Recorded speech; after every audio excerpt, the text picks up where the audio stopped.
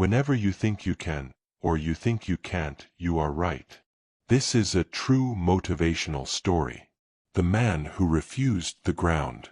In 1931, a young, brilliant, and fiercely confident Royal Air Force pilot named Douglas Bader was performing risky aerobatics at a dangerously low altitude. His plane clipped the ground, and he crashed horrifically. Surgeons saved his life, but at a terrible cost. Both of his legs were amputated, one above the knee, one below. In the hospital, the narrative was clear.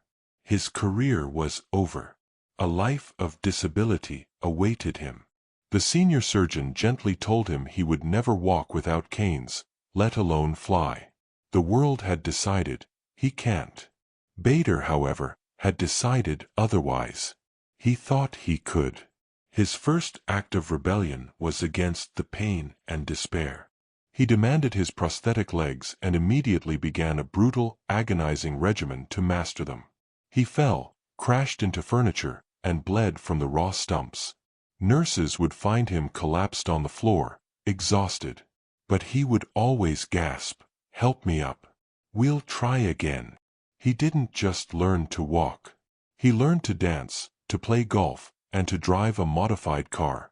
He badgered the RAF to let him fly again, submitting to every medical test. Every time, he was rejected. The official verdict remained, "You can't."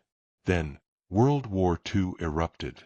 In desperate need of experienced pilots, the RAF reluctantly returned him to active service in 1939. Skeptics whispered he was a liability, a man with no legs in a cockpit built for the whole-bodied. Bader not only returned to the cockpit, he soared. He developed aggressive new combat tactics, becoming a legendary leader. He flew Spitfires and Hurricanes in the Battle of Britain, the very battle for the survival of the nation. He achieved 22 aerial victories, becoming one of the war's top flying aces. In 1941, over occupied France, his plane was torn apart in a collision.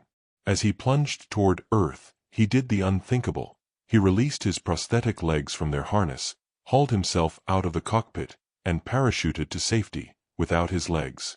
Captured by the Germans, his spirit remained unbroken. He became such a notorious escape artist that the Nazis eventually confiscated his artificial limbs.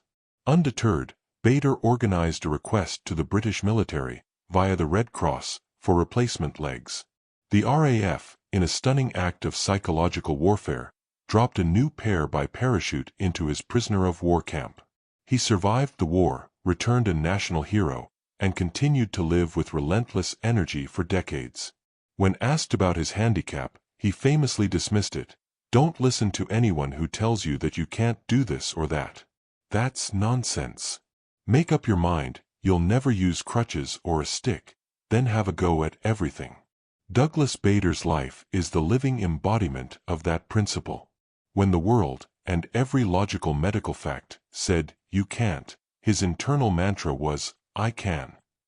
And because he believed he could, he forged a reality that matched his belief. His story reminds us that our greatest battles are often fought not against external obstacles, but against the internal narratives that justify surrender.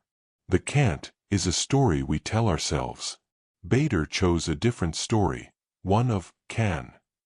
And in doing so, he didn't just fly a plane, he soared over the limits of expectation, proving that our mindset is the first and most powerful engine of our destiny. Whenever you think you can, or you think you can't, you are right. Douglas Bader chose can, and in doing so, he gave wings to a conviction that changed history and inspires us to this day. If this story of relentless resolve inspired you, do this. Like this video if it challenged your perspective. Subscribe and hit the bell for more true stories that prove the power of the human mindset. Comment below and tell us, what's your new "I can"? Your declaration could be the inspiration someone else needs to hear. Remember, whenever you think you can, or you think you can't, you are right. Choose wisely.